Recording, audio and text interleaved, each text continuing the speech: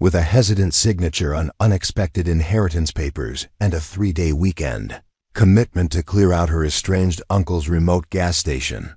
Maya Collins unknowingly stepped into a decades-old government conspiracy that would shatter everything she believed about her family history. For beneath the dilapidated service station's rusted storage tanks lay classified documents the Pentagon had been desperately searching for since the Cold War ended nuclear protocols that could trigger international panic if they fell into the wrong hands. Before we jump back in, tell us where you're tuning in from. And if this story touches you, make sure you're subscribed, because tomorrow I've saved something extra special for you. The relentless desert wind whipped sand against the windshield as Maya Collins navigated her weathered sedan along Highway 15, a desolate stretch of asphalt cutting through the Nevada Badlands. Faded yellow lines and sun-bleached warning signs were the only indicators that civilization existed beyond this forgotten corner of the American Southwest. Maya hadn't expected to inherit a gas station. Her life as a single mother in Phoenix was meticulously organized around her nursing job, her small apartment, and her 10-year-old daughter Zoe's school schedule. The call from the attorney 4 days ago had been completely unexpected. Your Uncle Frank Collins has passed away. Despite your complicated relationship, he's left you his property, the Horizon gas station, and adjoining land. It needs to be cleared out and prepared for potential sale. The complicated relationship was lawyer speak for a 15-year estrangement. Maya's mother had cut ties with her brother Frank when Maya was just a teenager, taking her away from the desert outpost where she'd spent childhood summers, pumping gas for tourists and stargazing on the station's flat roof. The reasons had never been fully explained, just vague references to dangerous ideologies and her mother's stern warning that some secrets should stay buried. Now at 32, with Zoe safely spending the weekend at her father's, Maya was expected to deal with an abandoned gas station to clear it out and prepare it for sale, according to the attorney. A weekend task that would close the final chapter on a family history she barely understood. The Horizon gas station appeared through the shimmer of heat waves as Maya rounded the final bend. A single-story structure with fading blue paint and a collapsed awning over long-defunct pumps. In her childhood memories, it had seemed like an adventure, a place where travelers shared stories from across the country. Now it just looked derelict and forgotten, a relic from another era before interstate highways redirected the flow of traffic. Maya parked her car beside the shuttered service garage and made a dash through the scorching heat to the main building. The metal door was hot to the touch as she fumbled with the old brass key. The lock finally surrendered with a reluctant click, and the door swung open with a haunting creak. The musty scent of abandonment greeted her: dust, old paper, motor oil, and something else she couldn't quite place. Maya fumbled for a light switch, surprised when the fluorescent fixtures actually flickered to life. The attorney had mentioned that minimal utilities had been maintained, but she'd been skeptical given the property's remote location. The interior was like stepping into a time capsule from another decade. Shelves still stocked with faded snack packages and dusty motor oil bottles, a counter with an ancient cash register, yellowed maps and local attraction brochures. Everything layered with dust but otherwise untouched, as if her uncle had simply stepped out for a moment, rather than passed away after years in a veterans hospital. "One weekend isn't going to cut it," she muttered, running a finger along a dusty shelf. The rational choice would be to call the attorney immediately, explain this was far more than she'd agreed to handle, hire someone to clear the place out, and never look back. Yet something held her there. Perhaps curiosity about the uncle she barely remembered, or the nagging questions about why her family had severed ties so completely. As the desert sun began its descent, painting the landscape in fiery oranges and deep purples, Maya settled in for the night. She found clean linens in a storage closet and made up the small cot in the back room, avoiding her uncle's personal quarters with its belongings and paperwork. After a simple dinner from the supplies she'd brought, Maya returned to the main office, drawn to the metal desk covered with papers. Perhaps some answers lay in her uncle's records. Most documents were mundane utility bills, inventory lists, supplier catalogs. But as she sorted through them, Maya found a leather-bound journal wedged beneath a stack of auto parts catalogs. The book was worn, its pages yellowed with age. Opening it, she recognized her uncle's handwriting, the same precise block letters from the birthday cards he'd sent before the estrangement. The journal entries dated back 25 years, chronicling the gas station's operations, but occasionally veering into personal territory. Maya flipped forward, looking for entries around the time her family had left. There was a gap, several months with no entries, and then a single page with just one line. They're watching the station. They know I haven't destroyed it. Destroyed what? She flipped through more pages, finding increasingly paranoid entries about them watching the property, monitoring his mail, following his suppliers. It painted a picture of a man descending into delusion, perhaps explaining why her mother had distanced them. As she closed the journal, her elbow knocked a faded photograph from the desk. Bending to retrieve it, Maya noticed something odd about the linoleum floor where the frame had landed. One section seemed slightly different from the others, the pattern inconsistent, the edges more precisely cut. Preparing and narrating this story took us a lot of time, so if you are enjoying it, subscribe to our channel, it means a lot to us. Now back to the story. Heart suddenly racing, Maya pressed her fingers against it and felt a slight give. She applied more pressure to one end of the section, and it pivoted upward, revealing a small hollow space beneath the floor. Inside was a key unlike any modern one she'd seen, large, made of brass, with an intricate pattern on its bow and a complex bit at the end, the kind of key that opened something old and significant. Maya held it up to the fluorescent light. There was no indication of what it might unlock, but its careful concealment suggested importance. She ran her thumb over the ornate engravings, a series of numbers and symbols that looked vaguely military to her trained eye, but nothing she could immediately identify. Outside, the desert night had fallen completely, stars emerging in brilliant clarity against the inky blackness. In the distance, a pair of headlights appeared on the highway, slowing as they approached the station before accelerating again and continuing past. Maya felt a chill that had nothing to do with the desert's rapid temperature drop after sundown. She returned her attention to the key, wondering what lock it might fit. The gas station had standard door locks, nothing that would require such an elaborate key. Perhaps the service garage or some old storage container she hadn't yet discovered. Maya slipped the key into her pocket and continued searching the office. In a drawer beneath stacks of old receipts, she found a small leather-bound book different from the journal, more like a ledger. Inside were columns of numbers and coordinates, dates stretching back decades. Some entries were circled in red, others crossed out entirely. At the back of the ledger was a hand-drawn map of the gas station property, with several areas marked with the same symbols that appeared on the key. One location was circled repeatedly, a spot behind the service garage labeled only with the letters Saint. Beside it, her uncle had written, "The truth stays sealed but never forgotten." A chill ran down Maya's spine. Whatever her uncle had been involved in, it wasn't the ramblings of a paranoid old man.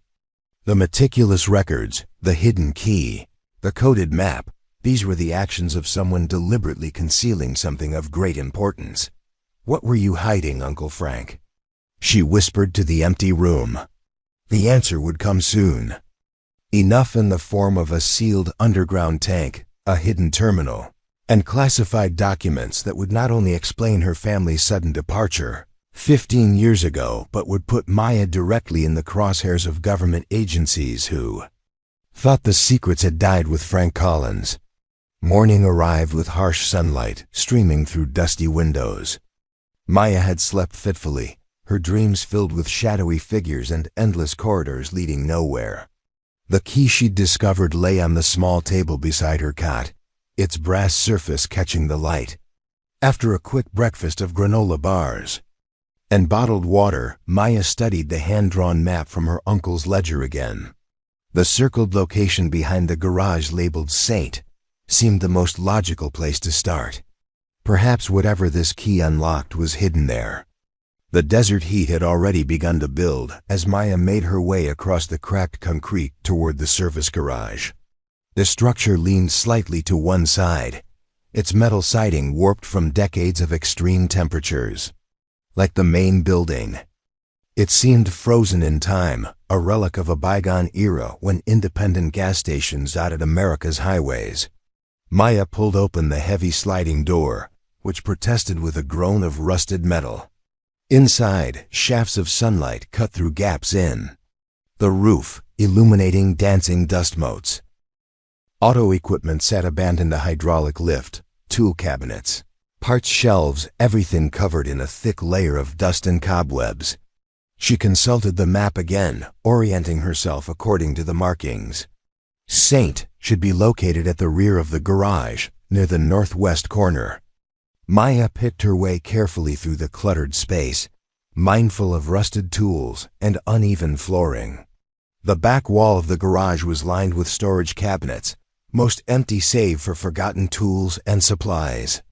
The northwest corner, however, contained something different, a large metal trapdoor built into the concrete floor. It seemed ordinary enough, the kind used to access underground storage tanks at gas stations. But according to the map, this was the spot. Maya examined the trapdoor carefully. It was secured with a heavy padlock, not unusual for a gas station storage tank. What was unusual, however, was the lock itself, old and ornate, nothing like the standard commercial locks used for such purposes. "This has to be it," she muttered, retrieving the brass key from her pocket. It fit perfectly into the padlock, turning with a satisfying click. The heavy lock fell open in her hand. Using all her strength, Maya lifted the metal trapdoor. It was heavier than she expected, clearly not designed for easy access. As it swung upward and over, it revealed not the expected fuel storage tank, but a narrow metal ladder descending into darkness. Retrieving her phone, Maya switched on its flashlight and shined it into the opening. The beam revealed a cylindrical chamber extending perhaps 15 feet down, its walls lined with metal. At the bottom was not an oil tank, but what appeared to be a small room. Common sense told her to retreat, to call the attorney, the local authorities, anyone before venturing into an unknown underground space on an abandoned property. But curiosity pulled stronger. This hidden chamber might hold answers about her uncle, about the family rift that had shaped her life. Taking a deep breath, Maya began descending the metal ladder, testing each rung carefully before putting her full weight on it. The air grew cooler as she went, carrying a sterile scent. Unlike the musty garage above, more like a climate-controlled office. At the bottom of the ladder, Maya found herself in a circular chamber, perhaps 12 feet in diameter. This was no storage tank. The walls were lined with metal shelving containing document boxes, electronic equipment, and what appeared to be communication devices from another era. A small desk with an old computer terminal stood in the center. This was a bunker, a secure room deliberately constructed and carefully maintained. Battery-powered emergency lights were mounted on the walls, and when Maya pressed a switch, they surprisingly flickered to life, casting the room in a pale blue glow. What she saw made her breath catch. The room was an archive, a collection of government documents, technical manuals, and microfilm reels. Each shelf was meticulously labeled with dates and code names. In one corner stood a locked cabinet with a strange electronic mechanism, not a standard key lock, but something requiring a numerical code. On the desk was a yellowed envelope addressed simply, "For family, open only in emergency." The handwriting was her uncle's. With trembling fingers, Maya opened the envelope. Inside was a single sheet of paper containing a typed message. If you're reading this, I'm gone, and you found what I've protected for 27 years. In 1987, I was a communications specialist at Nevada test site, clearance level Sigma 16. During the final days of test series Musketeer, I witnessed the unauthorized removal of nuclear emergency response protocols, fail-safe codes meant to prevent accidental launches.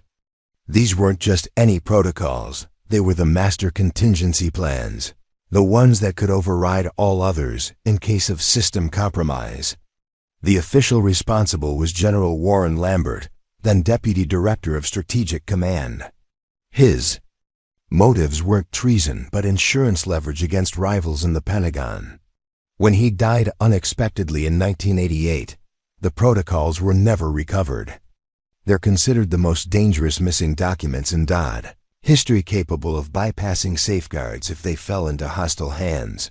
I discovered them by accident during inventory. Instead of returning them, I kept them sealed here. My mistake was telling your mother. She contacted authorities, but Lambert's allies in government threatened our family. She chose to protect you by leaving, cutting all ties to me. The documents in the sealed case contain verification codes that expire in 2026. After that, they become harmless. My plan was to wait it out. If you've found this before then, you have choices to make. The combination to the secure cabinet is your birth date. I'm sorry for the burden I've placed on you. Not all secrets deserve to be kept. Not all deserve to be told. Choose wisely. Frank. Maya stared at the letter, reading it twice more, trying to process its implications. Her uncle hadn't been paranoid, he'd been hiding actual classified nuclear protocols, documents so sensitive their disappearance had been covered up rather than acknowledged publicly. This explained everything: her mother's sudden departure, the family estrangement, her uncle's isolation. He hadn't been a conspiracy theorist. He'd been at the center of a real government conspiracy. With shaking hands, Maya approached the secure cabinet. The electronic lock had a simple keypad, primitive by modern standards, but advanced for its time. She entered her birth date, the 12th of July 1993, and heard a soft click as the mechanism disengaged. Inside the cabinet was a single metal case, sealed with official government warnings about unauthorized access being punishable under national security statutes. A final warning label read, "Critical protocol documents, Sigma clearance required." The realization of what she'd discovered hit Maya with physical force. She was standing in a hidden bunker containing classified nuclear documents that had been missing for decades, documents that, according to her uncle, could potentially bypass nuclear safeguards if misused. As she contemplated her next move, a sound from above made her freeze, the unmistakable crunch of tires on gravel. Someone had pulled into the gas station's lot. Maya quickly switched off the emergency lights, plunging the bunker into darkness, save for her phone's flashlight.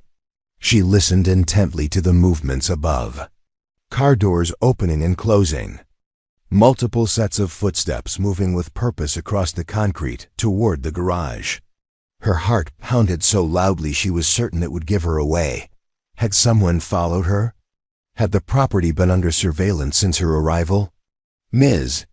Collins," called a man's voice, smooth and authoritative. "I know you're down there.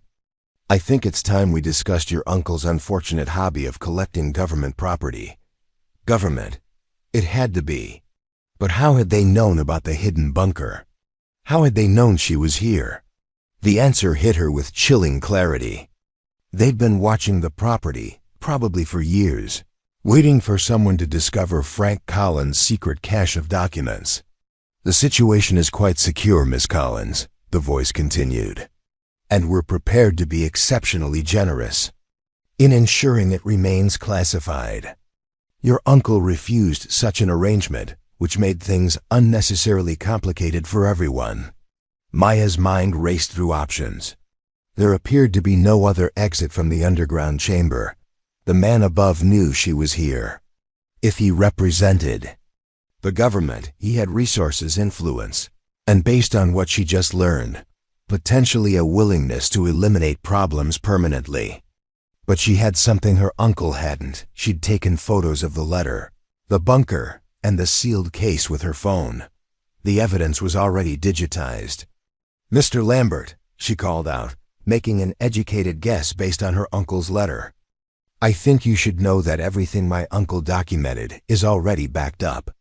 If anything happens to me, it all goes public immediately." The silence that followed was profound. Then the voice, noticeably less composed, "Come upstairs, so we can discuss this civilly. Like you discussed things with my uncle, with my mother?" Maya countered, buying time as she searched for anything else useful in the hidden bunker. Her hand closed around something cold and metallic beneath a stack of papers, a service pistol, loaded and maintained. "Those were unfortunate misunderstandings," the voice replied, an edge of tension now evident. "Ancient history that no one would believe without proof." "I have proof," Maya said, moving toward the metal ladder with the pistol concealed in her jacket pocket. "More than my uncle ever showed you." She was bluffing, partially, but something in the silence that followed told her the bluff was working. Whoever was up there, Lambert or someone working for whatever government faction had covered up the missing protocols, was recalculating their approach. Maya Collins had come to the Horizon gas station to clear out an old building and close a chapter of family history. Instead, she had stumbled into a decades-long government cover-up, one that had torn her family apart and forced her uncle into isolation. And now, as she prepared to confront the man above, she realized that her inheritance wasn't just a dilapidated gas station, it was her uncle's legacy, a carefully preserved secret that powerful people had gone to great lengths to keep buried. "I'm coming up," she called, gripping the pistol tightly. "And I think you'll want to hear my terms." The hidden bunker had changed everything. The question now was whether Maya would live long enough to use what she'd found. "Is everything all right?" "Perfectly fine, Jason," Lambert responded, his eyes never leaving Maya's. "Just having a chat with Frank Collins' niece about her inheritance." Martin tugged urgently at Maya's arm. "Now, while we have the chance." The three of them moved quickly to the trapdoor. Maya slipped through first, followed by Rebecca, with Martin bringing up the rear, just as a younger man, presumably Jason Lambert, entered the garage. "What's going on?" they heard him demand as Martin pulled the trapdoor closed behind them. In the darkness of the underground bunker, Martin led them to the far wall where a narrow passage Maya hadn't noticed earlier stretched into darkness. "This way," the older man whispered, "and hurry. They know about this place now. It won't be safe for long." As they navigated the claustrophobic tunnel, Rebecca explained in hushed tones how Frank Collins had contacted her 3 years earlier, sharing some of his evidence about the missing nuclear protocols. The investigation had been proceeding slowly, hampered by classified roadblocks, until Frank's sudden decline in placement in a VA hospital. "Your uncle wasn't suffering from PTSD," Rebecca assured Maya. "Lambert arranged for his diagnosis after he threatened to go public. By the time I realized what had happened, he was heavily medicated and under constant supervision in a facility their family practically funds through their defense contracts. He knew they might come after him," Martin added. "That's why he created the hidden passage, why he maintained the bunker so meticulously. He was preparing for a confrontation that finally came." The tunnel eventually opened into a large drainage culvert behind the gas station, just as Martin had promised. They emerged cautiously, checking for signs of Jason Lambert or anyone else watching the property. "My car's down the road," Martin said. "We parked away from the gas station in case the Lamberts were monitoring it." As they hurried across the scrubland behind the gas station, Maya looked back at the horizon, the place that had featured in her childhood memories, that had claimed her uncle's freedom, that had driven her mother to years of fearful hiding, and that had finally brought everything full circle with her return. "What happens now?" she asked as they reached Martin's car, hidden behind a stand of desert shrubs. Rebecca carefully stored her digital recorder in a secure case. Now we take your uncle's evidence to people who can use it. Senate Intelligence Committee, independent prosecutors, news outlets beyond the Lamberts' influence. It won't be easy, Martin cautioned, starting the engine. The Lamberts won't go down without a fight. They have resources, connections, and they've already shown they're willing to go to extreme lengths to protect themselves. Maya clutched the documents she'd taken from the bunker, thinking of her uncle spending decades building his case in isolation, of her mother fleeing in the night, of the years of separation and misunderstanding. They've gotten away with it for 30 years, she said, determination hardening her voice. That ends now.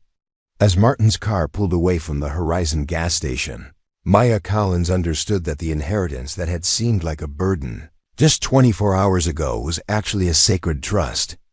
Her uncle had left her more than a dilapidated gas station. He had left her the truth, and with it, the responsibility to finally bring justice to those who had thought themselves above it. Behind them, Daniel Lambert watched the departing car. From the garage doorway, his son Jason beside him. They have everything, don't they? Jason asked, tension evident in his voice. Daniel's expression remained impassive. They have what Frank Collins collected. But they don't know the full story. Not yet. What do we do? The elder Lambert turned to his son, his face hardening. What this family has always done, whatever is necessary to protect what's ours. The confrontation at Horizon gas station was over. The true battle was just beginning. Martin drove with the steady confidence of someone who knew every back road in the region. They avoided the main highways, taking winding routes that meandered through the desert landscape.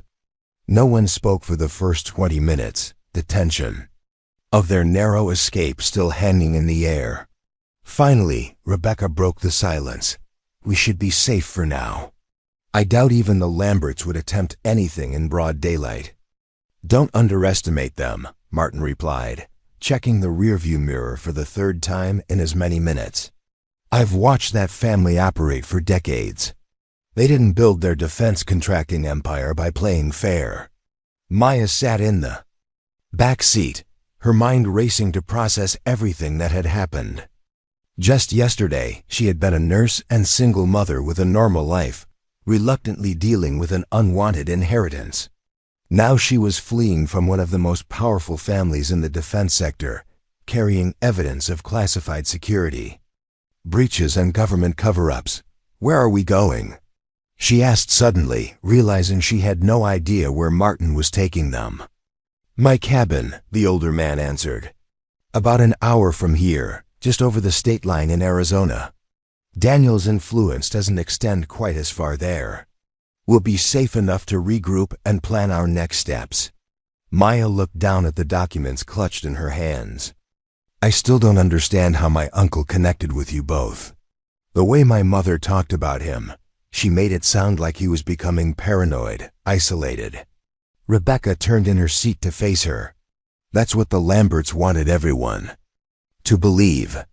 Your uncle's reputation was systematically undermined over years' subtle rumors, convenient incidents, professional isolation. By the time he approached me with his evidence, most of his former colleagues already thought he was just a bitter old veteran with conspiracy theories. But he found you, Maya said. A journalist willing to listen, Rebecca nodded. I was investigating defense contract irregularities, looking to make my mark with something bigger than Pentagon press releases. Frank approached me carefully, shared just enough to pique my interest without revealing his full hand. It took months before he trusted me with access to his complete documentation. And you? Maya asked Martin. How did you get involved? The older man's hands tightened slightly on the steering wheel. I handled your uncle's legal affairs for years. I was there when he first discovered the discrepancy in the nuclear protocols inventory, when he realized what General Lambert had done. Frank came to me when he first suspected that someone was monitoring his communications. Martin paused, glancing at Maya in the rearview mirror. I helped him file Freedom of Information requests, seek whistleblower protections, all perfectly legitimate. But when Daniel Lambert realized what Frank was doing, the pressure started. First subtle clients mysteriously taking their business elsewhere. Then not so subtle, my senior partners called me in and told me the firm would no longer represent Frank Collins.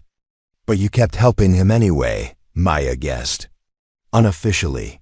By then, I'd seen enough evidence to believe him. What happened to him wasn't right.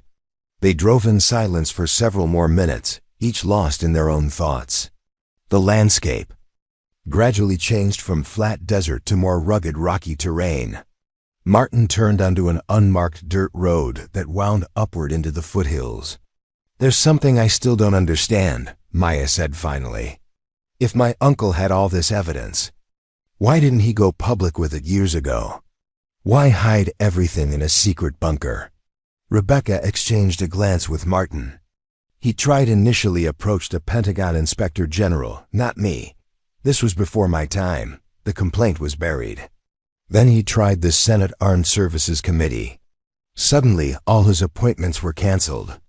The FBI Counterintelligence Division sent an agent who spent 15 minutes interviewing him and declared his concerns unfounded without examining a single document. The Lamberts blocked him at every turn," Martin added. "And then they started playing hardball. Your mother's apartment was broken into, nothing taken, just left in disarray. A message. Your mother's academic career hit unexpected obstacles overnight. The bank suddenly called in loans on her car. The pieces fell into place in Maya's mind. So my mother didn't leave because she thought Uncle Frank was crazy. She left because the Lamberts were threatening us. Your mother wanted to take Frank with you," Martin said gently. "But he refused to leave. Said someone had to stay and gather evidence, build a case no one could ignore or suppress. He believed if he left, the Lamberts would win permanently." The dirt road ended at a modest cabin nestled among pinyon pines, simple but well-maintained, with a covered porch and a small detached garage. Martin parked and led them inside, checking carefully before unlocking the door. The interior was cozy, a main room with a stone fireplace, small kitchen area, and doors leading to what Maya presumed were bedrooms. One wall was covered with bookshelves, another featured maps of the Southwest. "We should be safe here for now," Martin said, securing the door behind them. "No one associates this place with me. It's owned through a family trust under my wife's maiden name." Rebecca immediately set up her laptop on the dining table. "We need to catalog what we have and get it secured online. How much did you manage to grab from the bunker?" she asked Maya. She carefully removed the documents from inside her jacket. "Not everything, but the most critical materials, the verification codes, the inventory log showing the removal, my uncle's documentation of the threats against my mother." "Good," Rebecca nodded. "Between what you have there and the recording I made of Lambert's conversation, we should have enough to start building our case." "Case for what, exactly?" Maya asked. "What's our actual plan here?" Rebecca and Martin exchanged another look. "That depends partly on you," Martin said carefully. "How involved you want to be. This isn't your fight, Maya. Your uncle spent decades on this crusade. It cost him his freedom, nearly his sanity. No one would blame you for handing over the evidence and walking away." The suggestion was tempting. Maya could picture it, giving everything to Rebecca and Martin, returning to her orderly life in Phoenix, to Zoe, leaving the Lamberts and their crimes in more experienced hands. It would be the sensible choice. But then she thought of her uncle, isolated and discredited, eventually forced into a VA hospital on false pretenses. She thought of her mother, living in fear for 15 years, always looking over her shoulder. She thought of the precious relationship with her uncle that had been stolen from her by the Lamberts' threats and intimidation. "It became my fight the moment I found that key," Maya said firmly. "Tell me what we need to do." Relief showed on both their faces. First, we build a bulletproof case, Rebecca said, typing rapidly on her laptop. The Lamberts will have expensive lawyers who will try to discredit everything. We need irrefutable evidence, witnesses willing to come forward, verification that the protocols are actually what your uncle claimed they were. Witnesses? After 30 years, and with the Lamberts' influence in national security circles? Maya questioned. There are people who've remained silent out of fear, not loyalty, Martin explained. Former military communications specialists who worked with your uncle. Pentagon officials who were aware of the missing protocols but were pressured to keep quiet. VA staff who observed Frank's sudden diagnosis. Getting them to speak won't be easy, Rebecca acknowledged. But seeing someone finally standing up to the Lamberts might embolden others. Maya considered this, and verification of the protocols. That's trickier, Martin admitted. We'd need someone with current security clearance to confirm they're authentic without actually compromising them further. I might have a solution for that, Rebecca said, looking up from her computer. I have a contact at the Senate Intelligence Committee, someone who could view the documents in a secure setting, verify their authenticity without making the contents public. Here's what we're dealing with, Martin explained, spreading his hands on the table. The evidence you recovered gives us a strong foundation, but the Lamberts will claim it's all fabricated by a man with delusions. We need corroboration from multiple sources. And we need protection, Rebecca added grimly. Once we start moving on this, the Lamberts won't limit themselves to legal channels. They've invested too much in covering this up for too long. A chill ran through Maya as the true danger of their situation sank in. Protection from who? The local authorities won't help if the Lamberts have the influence you describe. I have contacts at the federal level, Rebecca said. People outside the Lamberts' sphere of influence. But they'll need something solid before they'll act. Political figures don't stick their necks out based on historical allegations alone. So we're back to needing current evidence, Maya mused. She thought for a moment, her nurse's mind analyzing the problem methodically. What about other personnel from the Nevada test site? People who worked with my uncle. Would they know about the missing protocols? Rebecca's expression brightened. That's actually brilliant. The Lamberts have been focused on keeping Frank isolated, discredited. But there would have been others who noticed the discrepancy in the inventory, even if they didn't know the full significance. Maya felt a spark of hope ignite within her. My uncle must have records of everyone who worked in his division, right? We could reach out to former colleagues, find people who might corroborate his claims. It could work, Rebecca agreed, typing notes. But we'd need to move quickly before the Lamberts realize what we're doing. Martin looked troubled. Daniel Lambert has already seen us together. He knows we have some of Frank's evidence. We might have less time than we think. As if in answer to his concern, Rebecca's phone buzzed with an incoming message. Her expression darkened as she read it. What is it? Maya asked. My editor at the bureau. Lambert Industries representatives just showed up at our offices with a cease and desist letter threatening a national security violation lawsuit if any classified information obtained through unauthorized channels is published. She looked up grimly. They're moving faster than I expected. And that's just the official response, Martin said. I guarantee they're taking other actions we can't see yet. Maya felt a new determination hardening within her. Then we need to move faster too.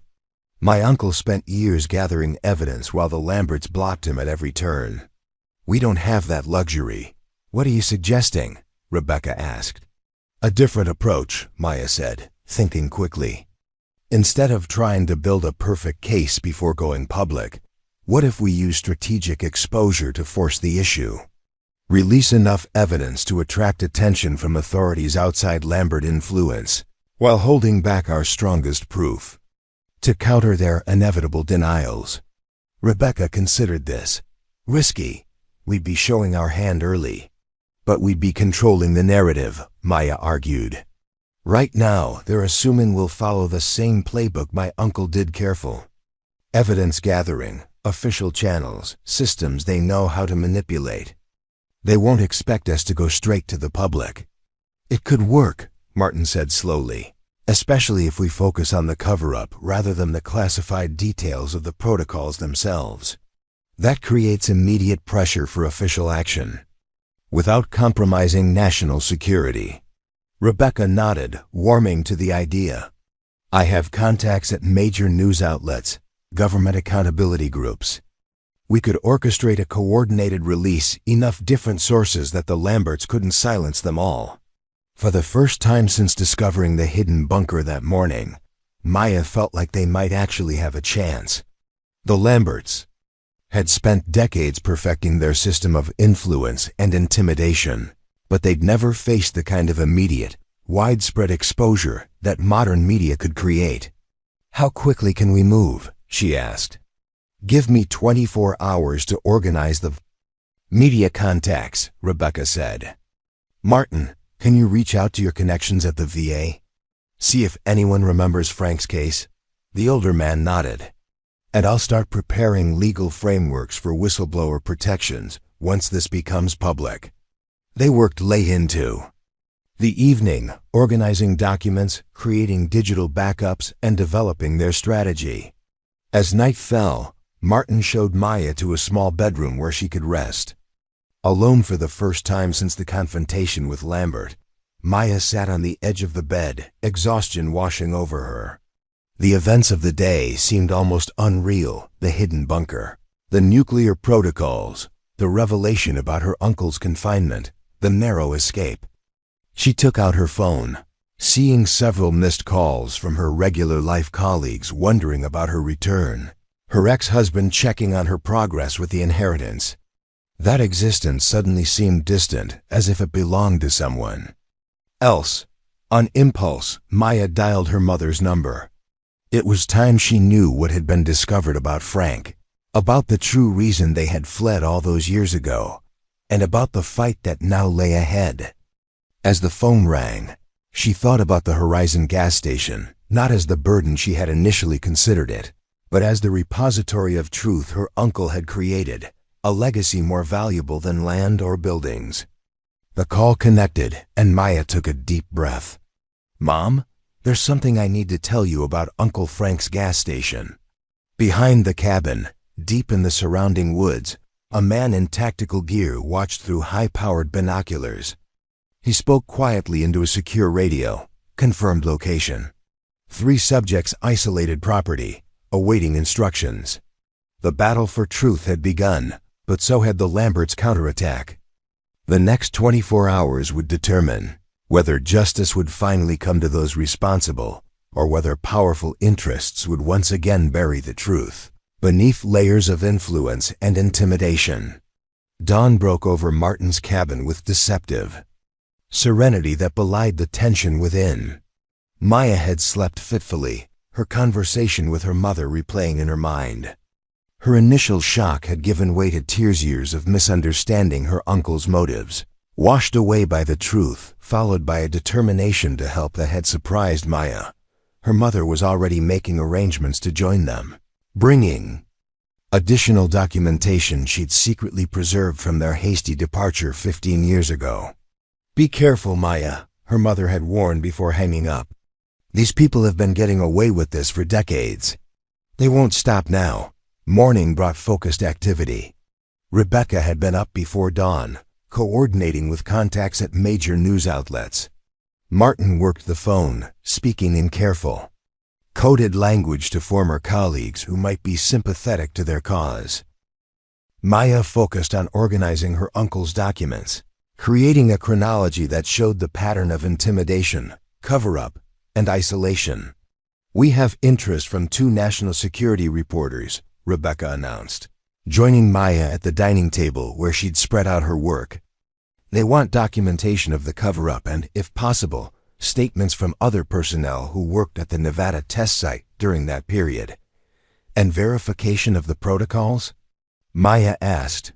My contact at the Senate Intelligence Committee has agreed to view them in a secure setting, Rebecca replied.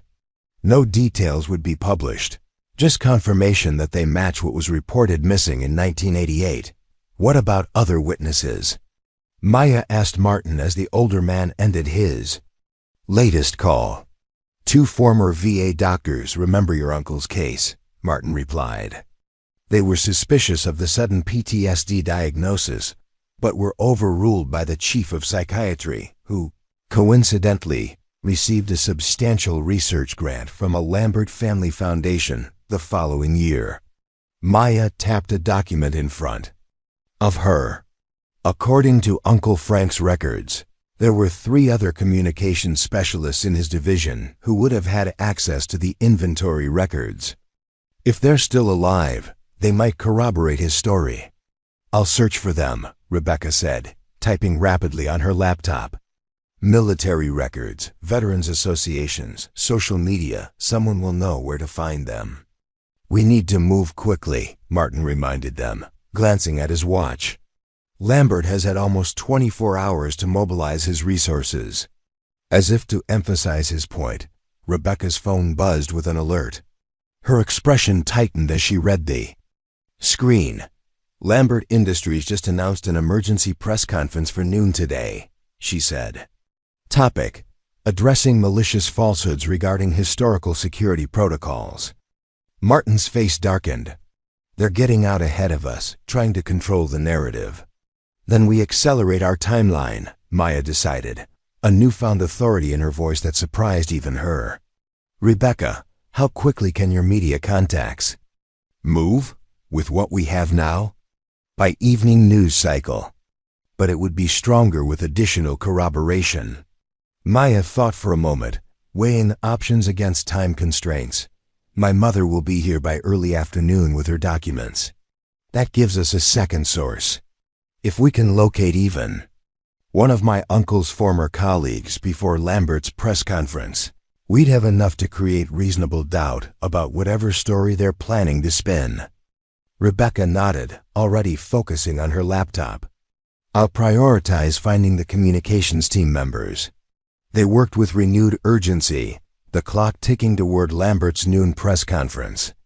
Around 10, Rebecca let out a triumphant sound. I found one Edward Merrick.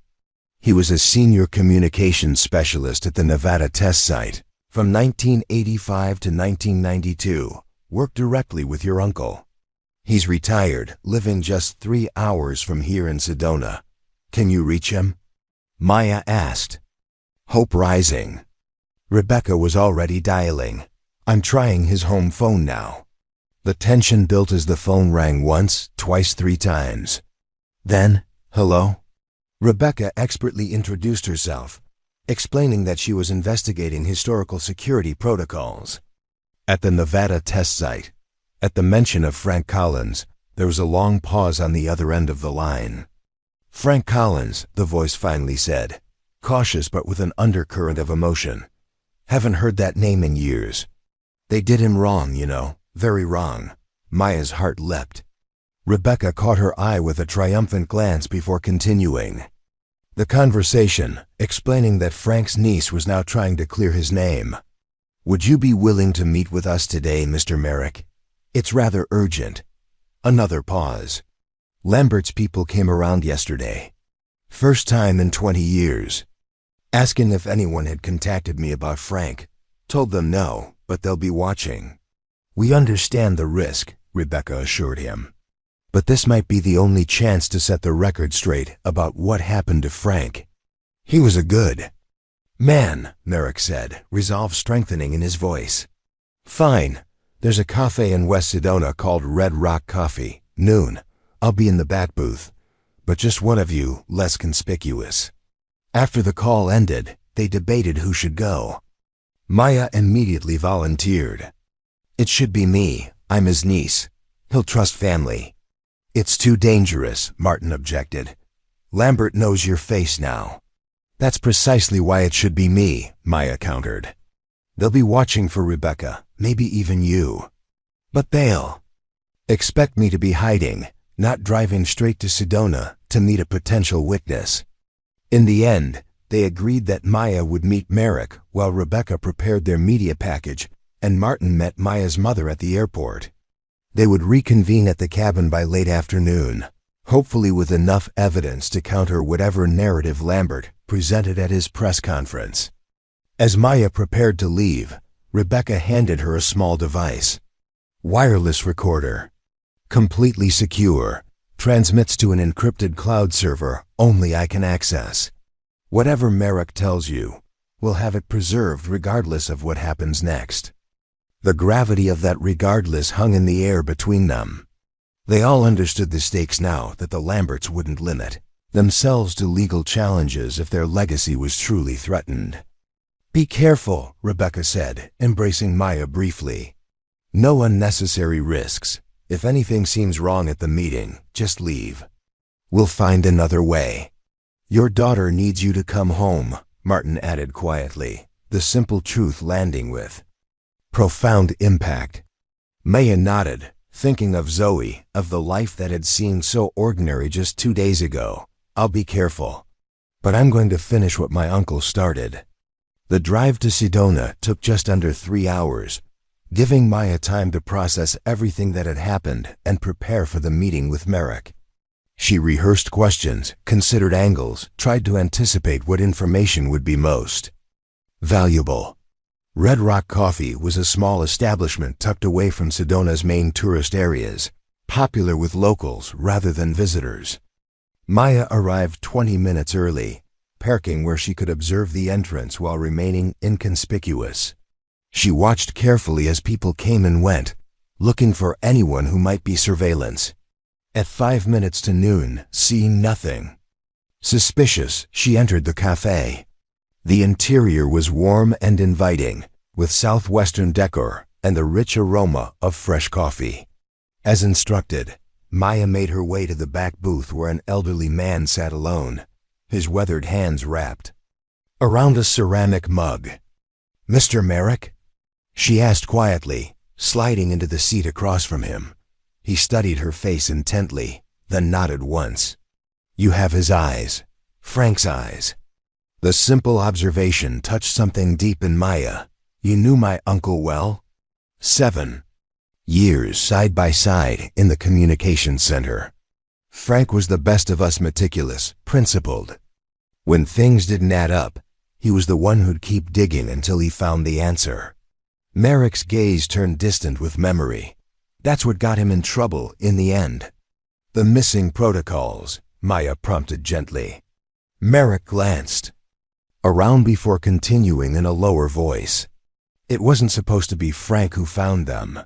He was covering my shift that weekend. I had my daughter's wedding. Otherwise, it would have been me doing the quarterly inventory." "What exactly did he find?"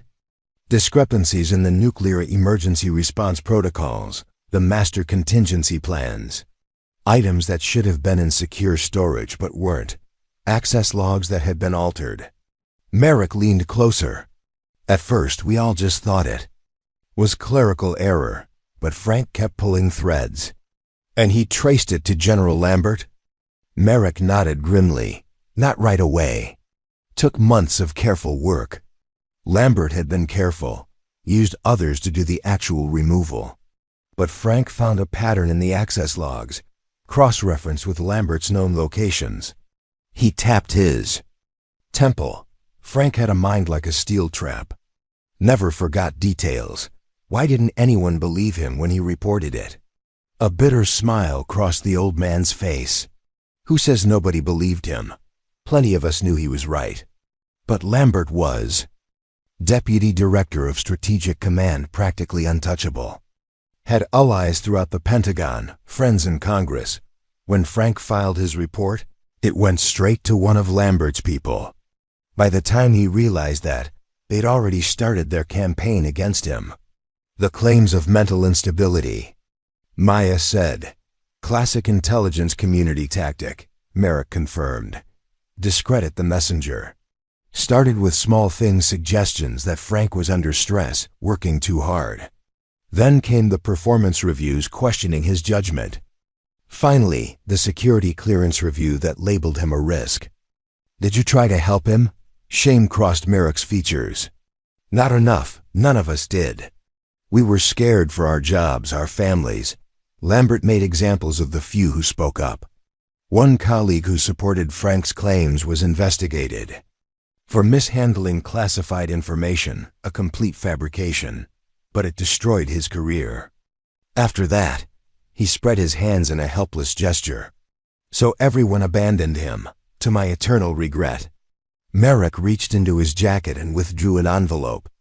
I can't go back and change what I did then, but I can help now. He slid the envelope across the table. My personal logs from that period. I kept my own records, separate from the official system. Never told anyone, not even Frank. They document the inventory discrepancies, the pattern of access, Lambert's presence, on key dates. Most importantly, they show the systematic campaign against Frank after he reported the missing protocols. Maya took the envelope with trembling hands. Why now, after all these years? Merrick's eyes, clouded with cataracts but still sharp with intelligence, fixed on hers. I'm 82 years old, Miss Collins.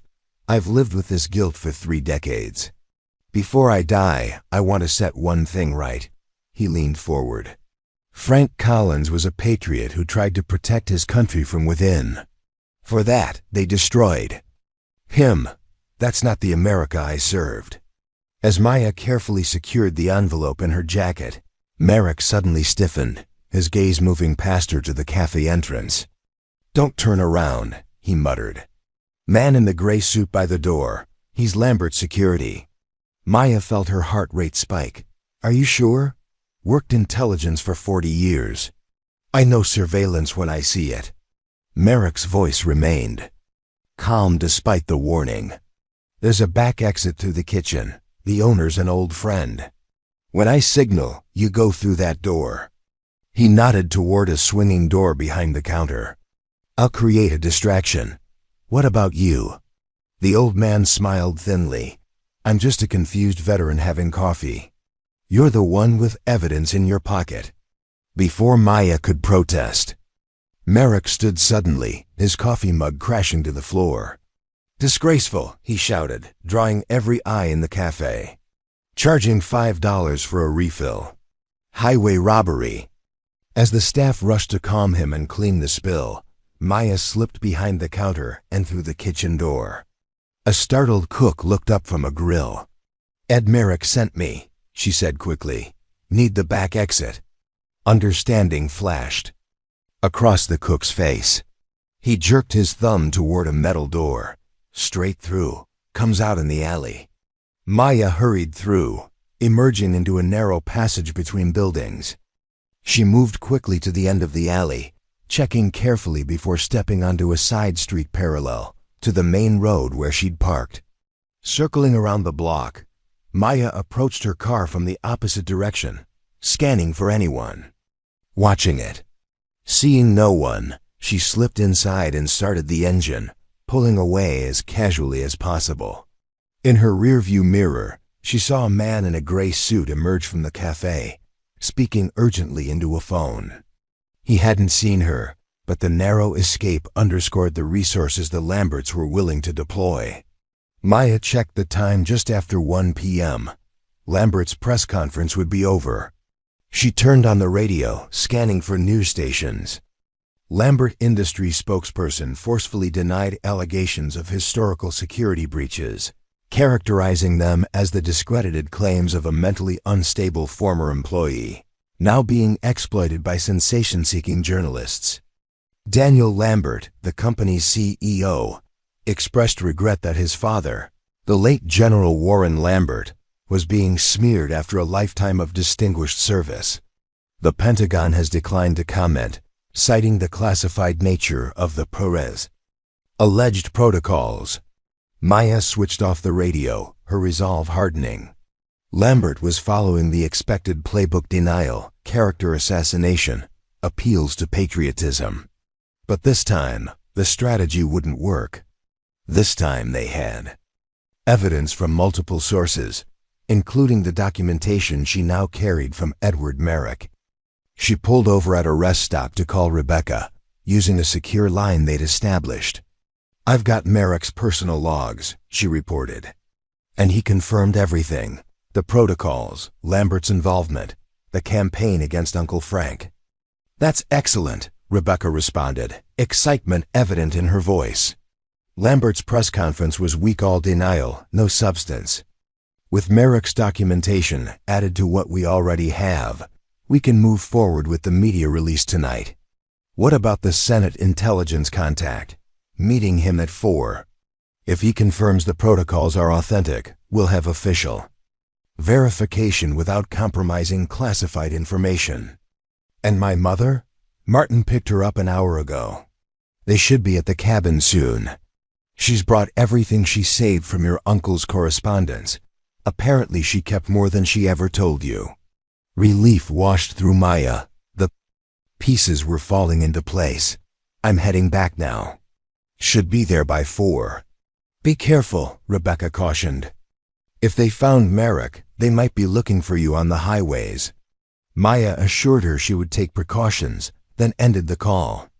As she pulled back onto the highway, she felt something she hadn't experienced since finding the hidden bunker: hope. Real hope that her uncle's reputation might be restored, that the truth about the Lamberts would finally emerge, that justice might actually be possible. The desert landscape rolled past her windows, stark and beautiful in the afternoon sun. Somewhere in the vast expanse between Sedona and Martin's cabin, Maya Collins, nurse, single mother, reluctant inheritor of a gas station, found herself transformed. The woman who had arrived at the Horizon gas station, believing she was simply clearing out an old building, was gone. In her place was someone stronger, more determined, someone who understood that some inheritances came with responsibilities that transcended property and possessions. Her phone rang, displaying Martin's number. Maya answered using the car's Bluetooth. "How far out are you?" Martin asked without preamble, his voice tense. "About an hour and a half." "Why? Is something wrong?" There was a pause that sent a chill through her. "Your mother and I arrived at the cabin 20 minutes ago. It's been searched thoroughly, professionally. Rebecca's laptop is gone, along with all the physical documents we left behind." Maya's grip tightened on the steering wheel. "Was Rebecca there? Is she okay?" "She's fine. She took the protocols to her Senate contact and wasn't here during the break-in, but Maya," his voice dropped. "They left something behind. A photograph of Zoe at school. Today's date stamped on the back." The implication hit Maya like a physical blow. The Lamberts had found her daughter. "I've already called your ex-husband," Martin continued quickly. "He's picking her up from school immediately, taking her to his parents' cabin in the mountains. No digital footprint, completely off-grid. She'd be safe." Maya fought to control her breathing, to push back the wave of panic threatening to overwhelm her. "They're threatening my child," she said, her voice eerily calm despite the rage building inside her. "They're threatening my 10-year-old daughter." "Maya, listen to me," Martin said urgently. "This is what they do. They target families when they can't silence the primary threat. It's psychological warfare. But they won't actually harm her. That would create exactly the kind of attention they're trying to avoid." She knew he was right, logically. But maternal instinct wasn't logical. It was primal, fierce, uncompromising. "Change of plans," Maya said, her decision crystallizing with absolute clarity. "I'm not coming to the cabin. The Lamberts have shown. They know where to find us, and they're willing to target my daughter. We need to take this to the next level." "What are you thinking?" Martin asked cautiously. "Lambert wants to make this personal? Fine. I'm going to the source. I'm driving to Las Vegas." "Vegas? Why?" Understanding dawned in Martin's voice. "The Lambert Industries headquarters." "Maya, that's incredibly dangerous." "It's the last thing they'll expect," she countered. "They think we're hiding, regrouping after their countermove. Instead, I'm going to walk straight into Daniel Lambert's office with everything we have. He'll have you arrested." Not if I'm standing in his lobby with Merrick's logs and a live stream to every major news outlet. Not if I've just come from meeting with a Senate Intelligence Committee member who's verified the protocols are genuine. Not if my mother is simultaneously giving a press conference with what she preserved from Uncle Frank's records. There was a long silence as Martin processed her strategy. "It's risky," he finally said, "but it might be brilliant. The Lamberts are used to operating in the shadows, using proxies and plausible deniability. A direct public confrontation is the one scenario they've never had to manage." "Exactly," Maya said, her course now set. "Tell Rebecca to meet me in Vegas after her Senate meeting. And Mom needs to be ready to speak publicly. Lambert needs to know that silencing me won't end this." "What about Merrick's documentation?" "I'm making a digital copy at the next town. The originals stay with me in my insurance policy when I walk into Lambert headquarters." As she ended the call, Maya realized how far she'd come from the woman who had reluctantly driven to an inherited gas station just 2 days earlier. The Lamberts had made a critical miscalculation. By threatening Zoe, they had transformed Maya's quest for justice into something more powerful, a mother's determination to create a world where powerful men couldn't threaten children with impunity. The hidden bunker beneath the Horizon gas station had changed everything. And now, as Maya accelerated toward Las Vegas and a confrontation decades in the making, she understood that some secrets couldn't remain buried forever, not when their exposure was the only path to true security. For the next generation, Las Vegas appeared on the horizon, its skyline shimmering in the desert heat. Maya had spent the 3-hour drive strategizing, making calls, and mentally preparing for the confrontation ahead. At a small-town copy shop, she had created digital backups of Merrick's logs, sending encrypted files to Rebecca, Martin, and several secure locations only she could access. Lambert Industries headquarters dominated the north end of the Las Vegas Strip, a 40-story glass tower crowned with the company's distinctive blue and silver logo. What had begun as a modest defense contracting firm under General Warren Lambert had expanded into a multinational corporation with divisions in cybersecurity, aerospace, and intelligence technology. Maya parked in a public garage 2 blocks away, taking a moment to center herself before what came next. She checked her phone. A message from her ex-husband confirmed that Zoe was safe at his parents' remote cabin, completely off the grid. Rebecca had successfully met with her Senate contact, who verified the protocols matched descriptions of those reported missing in 1988. Her mother was positioned with Martin, ready to launch their media response if anything happened to Maya. All the pieces were in place. It was time. She straightened her clothes, simple, professional attire she'd purchased at a department store en route. The transformation wasn't just external. The woman walking confidently toward Lambert Industries bore little resemblance to the reluctant inheritor who had arrived at the Horizon gas station just 3 days earlier. The Lambert Industries lobby was a monument to corporate success and military connections. Glass and steel architecture complemented by displays of military aircraft models and photographs of company executives with presidents and Pentagon officials. At the center stood a bronze statue of General Warren Lambert in full dress uniform, his expression stern and commanding. Maya approached the security desk, where 2 guards monitored visitors through the busy lobby. "I'd like to see Daniel Lambert, please." The guard looked up, professionally detached.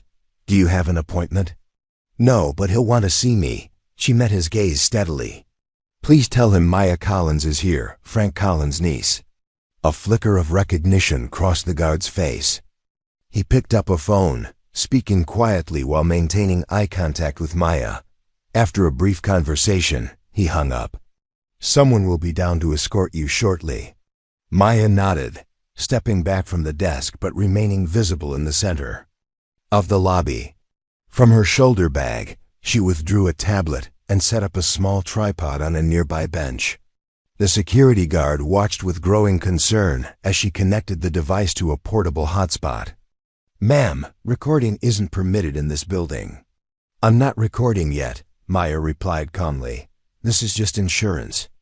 Before the guard could respond, elevator doors opened, and a woman in her early 40s emerged, accompanied by two men in suits who were clearly security rather than executives. Miss Collins, the woman greeted her with professional courtesy. I'm Catherine Vance, Mr. Lambert's chief of staff. He's requested that I meet with you regarding your concerns. That's not going to work, Maya said, loud enough for others in the lobby to hear. My concern is that Daniel Lambert's family stole classified nuclear protocols, then destroyed my uncle's life when he tried to report it. I didn't come to speak with staff.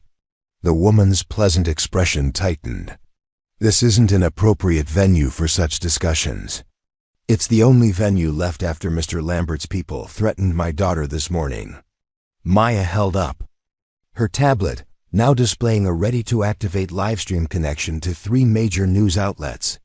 Either I speak with Daniel Lambert directly, or this conversation continues with a national audience. Catherine's eyes darted to the tablet, then back to Maya's face, calculating the public relations disaster unfolding in their lobby. After a tense moment, she spoke quietly into her earpiece, listened briefly, then nodded. Mr. Lambert will see you. But the recording equipment stays here. The tablet comes with me, Maya countered. It stays off unless your security tries to confiscate Merrick's logs or my uncle's evidence. The name Merrick visibly registered with Catherine, who reassessed the situation before reluctantly agreeing. Follow me. The executive elevator whisked them to the 40th floor in seconds. Maya emerged into a reception area decorated with the restrained opulence of serious money original artwork, custom furniture, panoramic views of the Las Vegas Strip and the desert beyond. Through glass doors, Maya could see Daniel Lambert, standing at a floor-to-ceiling window, his back to the entrance, seemingly contemplating the empire his family had built. Catherine led her through, then discreetly withdrew, leaving the security personnel positioned outside the closed doors. Miss Collins, Lambert said without turning. This is an extraordinarily reckless approach to negotiation. I'm not here to negotiate, Maya replied. Negotiation implies both parties have something the other wants. I just want the truth publicly acknowledged. Lambert turned slowly to face her. In the controlled environment of his office, he appeared even more formidable than he had at the gas station, power and authority evident in every aspect of his bearing. Truth is rarely the simple concept idealists believe it to be. He gestured toward a seating area. Please sit. Whatever you may think of me, I'm not in the habit of threatening women who visit my office. Maya remained standing. You threatened my daughter. Something flickered across Lambert's face, perhaps surprise, perhaps irritation at subordinates' tactics. If someone left a photograph at your colleague's location, that was overzealous security personnel acting without authorization. I've been in board meetings all morning. Plausible deniability, Maya observed coldly, the Lambert family specialty. Lambert studied her for a long moment, then moved to a sideboard where he poured 2 glasses of water, offering one to Maya, which she declined. You have your uncle's directness, he remarked, setting down the rejected glass. Frank never did understand the nuances of institutional politics either. Is that what you call destroying an innocent man's career and reputation? Institutional politics, Lambert sighed. The performance of a reasonable man dealing with an unreasonable situation. Your uncle discovered something he didn't fully understand, made assumptions based on incomplete information, and refused to follow proper channels when his concerns were addressed through appropriate oversight.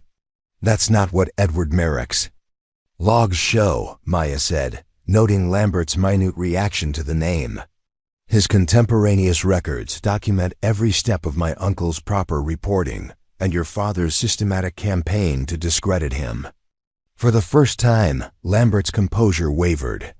Merrick reached out to you? That's unexpected. People's consciences catch up with them eventually, Maya said.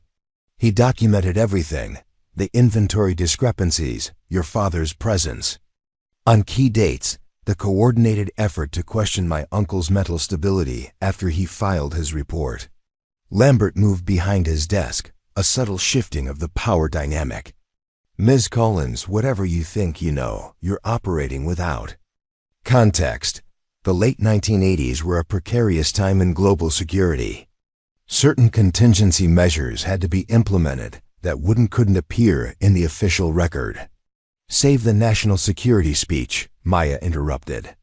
Rebecca Chun's Senate Intelligence Committee contact has already verified the protocols are exactly what my uncle claimed they were, fail-safe override codes that were removed without authorization.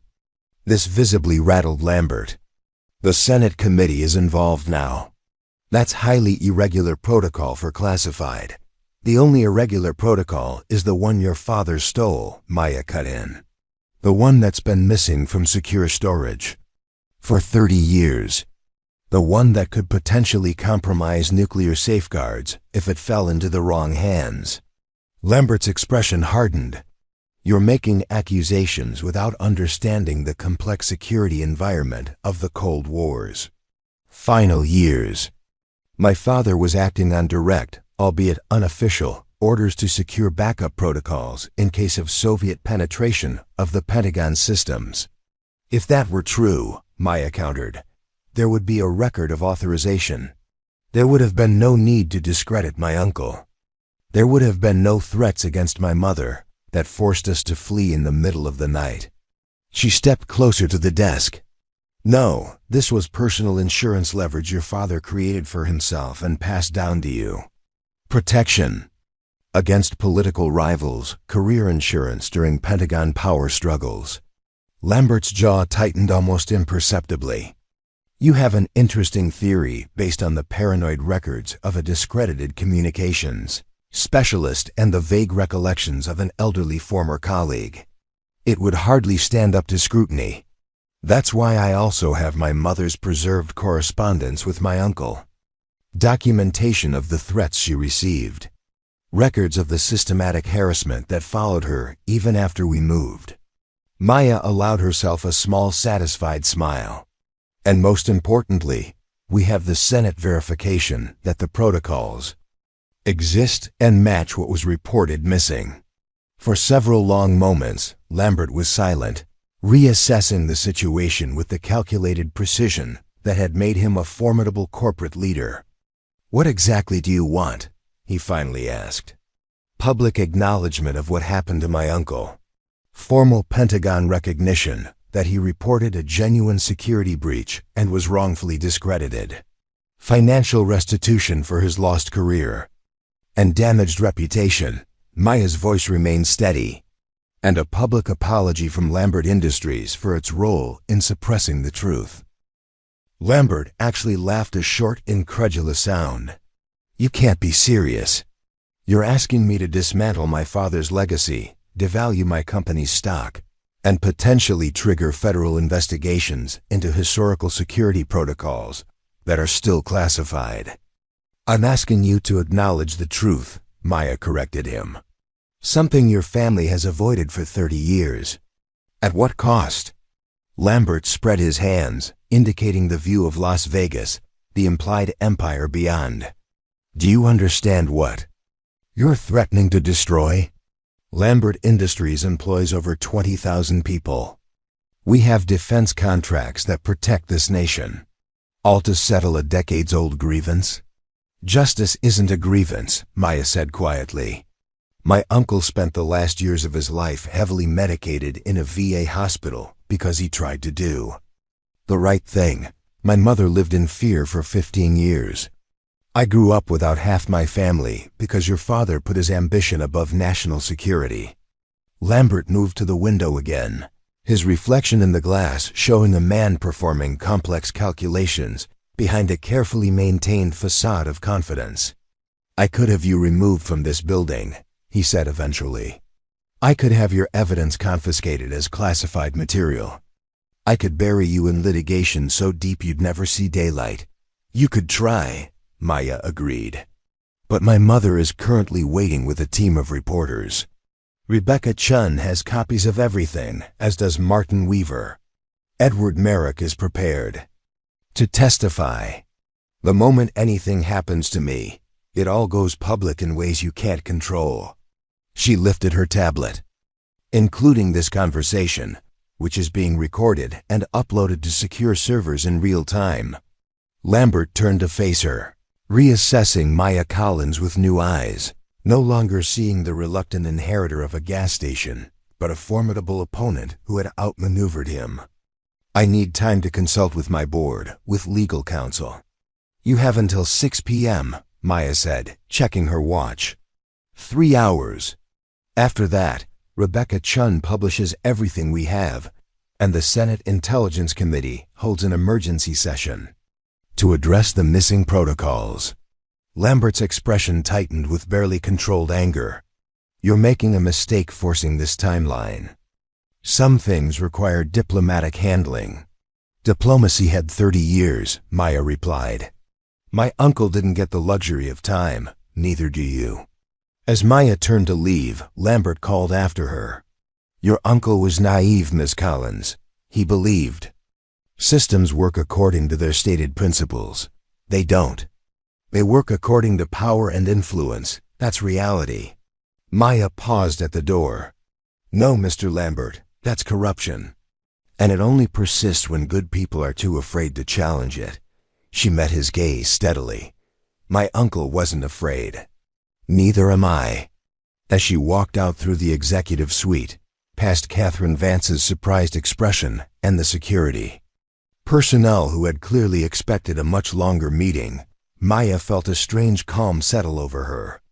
For the first time since discovering the hidden bunker, she wasn't running or reacting. She was directing the course of events. In the lobby, she found Rebecca waiting, having arrived directly from her Senate meeting. How did it go? Rebecca asked as they exited the building together. He has until 6 p.m. to decide between an orderly acknowledgement of the truth or a very public exposure. Maya checked her phone. Mom and Martin are standing by with the media contacts. Merrick has agreed to go on record if needed. Rebecca looked impressed. You've managed to do in 3 days what your uncle couldn't accomplish in years back, Lambert, into a corner he can't escape. The difference is leverage, Maya said as they walked toward her car. Uncle Frank was isolated, vulnerable. We've created a network of evidence and witnesses that's too robust to dismantle quickly. As they drove away from Lambert Industries headquarters, Maya felt the weight of the past 3 days, the discoveries, confrontations, narrow escapes, and strategic maneuvers. What had begun as a reluctant weekend trip to clear out an inherited gas station had transformed into a mission to restore her uncle's reputation and expose a decades-long cover-up. What happens now? Rebecca asked as they headed toward the secure hotel where Martin and Maya's mother were waiting. Now we prepare for either outcome, Maya replied. Either Lambert recognizes his position is untenable and negotiates terms for the truth to emerge, or we release everything we have and let the public and political consequences unfold. The next 3 hours passed in focused preparation. Maya reunited with her mother, an emotional meeting, where years of misunderstanding dissolved in the shared purpose of vindicating Frank Collins. Together with Martin and Rebecca, they finalized their evidence package, prepared statements, and established secure communications with media outlets and Senate staff. At 5:55 p.m., Maya's phone rang Lambert Industries' main number. Miss Collins, Catherine Vance's voice came through, professionally detached. Mr. Lambert has asked me to inform you that our legal team has prepared a proposed framework for resolving the matters we discussed. A secure email with the details has been sent to Ms. Chun's verified address. Maya exchanged glances with Rebecca, who was already checking her laptop. She opened the email, quickly scanning its contents before giving Maya a subtle nod of approval. The terms are acceptable as a starting point, Maya told Catherine. But we'll need direct acknowledgement. From Mr. Lambert himself. He anticipated that request, Catherine replied smoothly. He's prepared to make a statement at tomorrow morning's scheduled press conference, with appropriate representatives from the Senate Intelligence Committee present. After ending the call, Maya sat heavily on the hotel room sofa, the adrenaline that had sustained her finally beginning to ebb. He's capitulating, Rebecca said, sounding almost surprised. Full acknowledgement of the protocol's removal, recognition of Frank's proper reporting, financial settlement, and formal restoration of his service record. Lambert's no fool, Martin observed. He recognized that fighting this would cost more than conceding. This way, he controls the narrative positions his father's actions as misguided patriotism rather than self-serving power politics. Will it be enough? Maya's mother asked quietly. After everything Frank suffered? Maya thought about her uncle, the brilliant, principled man whose career and reputation had been systematically destroyed because he refused to look the other way when he discovered a security breach. The man who had spent decades meticulously documenting the truth while powerful forces worked to bury it.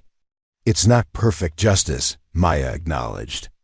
Lambert still gets to craft the public story. But Uncle Frank's name will be cleared. The truth about the protocols will be officially recognized. And most importantly, the people who did this won't be able to hide behind government secrecy and corporate power anymore. Later that evening, as the others continued preparations for the next day's press conference, Maya stepped onto the hotel balcony, gazing out at the Las Vegas skyline glittering against the desert night. She called her ex-husband for an update on Zoe, relieved to hear their daughter was safe and happily enjoying what she thought was a surprise vacation at her grandparents' cabin. When the call ended, Maya remained on the balcony, reflecting on the extraordinary journey that had begun with a reluctant drive to an inherited gas station just 3 days earlier.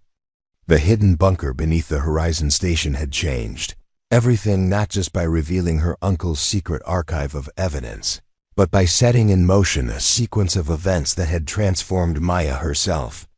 The woman who had arrived at the gas station focused on her orderly life, anxious to dispose of an unwanted inheritance, disconnected from her family's past, was gone.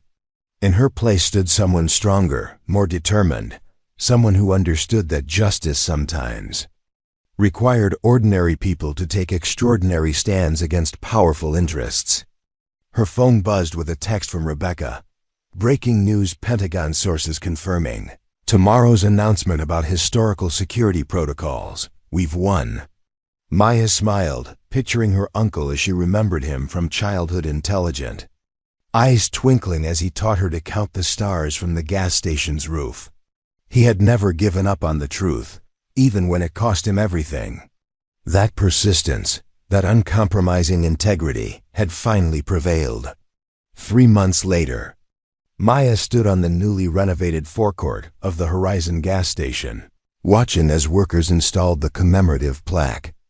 What had once been a dilapidated inheritance had transformed into a mission, and now a memorial. The aftermath of Lambert's public acknowledgement had unfolded rapidly. The Senate Intelligence Committee had launched a comprehensive review of historical security protocols. Daniel Lambert had resigned as CEO of Lambert Industries amid shareholder concerns, though the company continued operations under new leadership. The Pentagon had formally restored Frank Collins' service record and reputation, acknowledging his exemplary conduct in reporting security discrepancies at significant personal cost. The financial settlement had been substantial enough to not only renovate the Horizon gas station, but to establish a whistleblower support foundation in Frank Collins' name. Most meaningfully for Maya, her uncle's medical records had been amended to remove the false PTSD diagnosis, replacing it with an acknowledgement of the psychological impact of career-ending retaliation. "It looks good," Rebecca said, joining Maya on the forecourt. The journalist had parlayed her role in exposing the Lambert cover-up into a prestigious investigative position, focusing on government accountability. Uncle Frank would be pleased. Maya agreed, reading the plaque's inscription: Frank Collins, Communications Specialist. Nevada Test Site 1947-2023. Truth persists long after those who fear it are gone. Martin and Maya's mother approached from the main building, which had been transformed into a small museum documenting the history of nuclear security, protocols, and the importance of government transparency. The first school group is booked for next week, her mother reported, the years of fear and regret replaced by purposeful energy. She had become the museum's primary guide, finally able to share her brother's story openly. And the interview requests keep coming, Martin added. Your uncle's case has become a textbook example for whistleblower protection reforms. Maya nodded, gazing across the desert landscape surrounding the horizon. In the distance, a tour bus approached, the first of many that would bring visitors to learn about Frank Collins and the hidden bunker that had changed history. Edward Merrick had been right when he'd told her that her uncle was a patriot who had tried to protect his country from within. The systems meant to safeguard national security had failed Frank Collins, but his meticulous documentation, preserved in that secret underground archive, had ultimately prevailed against even the most powerful adversaries. As the afternoon sun cast long shadows across the renovated gas station, Maya reflected on how a reluctant inheritance had become her most meaningful possession. The horizon wasn't just a piece of property, it was a testament to the enduring power of truth and the responsibility each generation has to confront injustice, no matter how deeply buried. Inside the main building, now a bright, modern museum space, visitors would soon learn about nuclear protocols, government accountability, and one man's solitary stand against corruption. But they would also learn something more fundamental: that ordinary people, when armed with truth and unwilling to be silenced, can challenge even the most entrenched power structures. Maya's phone buzzed with a message from her daughter's school. Zoe had been selected to represent her class at a regional science fair. The ordinary concerns of parenthood and career continued alongside her new role as custodian of her uncle's legacy. Life had found a new equilibrium. Maya had returned to nursing part-time, balancing her professional responsibilities with overseeing the Horizon Memorial and Foundation. Her relationship with her mother had deepened through their shared purpose, healing wounds that had festered for 15 years of separation and misunderstanding. Ms. Collins, a young National Park Service representative approached, clipboard in hand. We're ready to discuss the Horizon's designation as a National Historic Site whenever you're available. Maya nodded, scheduling a meeting for the following week. The significance of what had happened here, both the original security breach and its eventual exposure, had drawn attention far beyond what she had anticipated. The hidden bunker, carefully preserved exactly as Frank had maintained it, would soon be officially recognized for its historical importance. As the workers finished mounting the commemorative plaque, Maya ran her fingers over her uncle's name, remembering the brass key that had started it all, the key that had unlocked not just a hidden room but decades of suppressed truth. He never gave up, her mother said softly, standing beside her. Even when everyone, including me, told him to let it go, to protect himself, he kept believing that eventually the truth would matter more than power. It did, Maya confirmed, watching as the setting sun illuminated the desert in brilliant gold, just not on their timeline. Later, as twilight descended and the workers departed, Maya walked alone to the spot behind the service garage where the entrance to the underground bunker remained, now secured with museum-quality preservation protocols rather than the hidden trapdoor of the past. Standing there, she thought about inheritance in its fullest sense, not just the physical property that had initially seemed like a burden, but the moral legacy her uncle had entrusted to her. Frank Collins had believed that some truths were worth protecting, even at tremendous personal cost.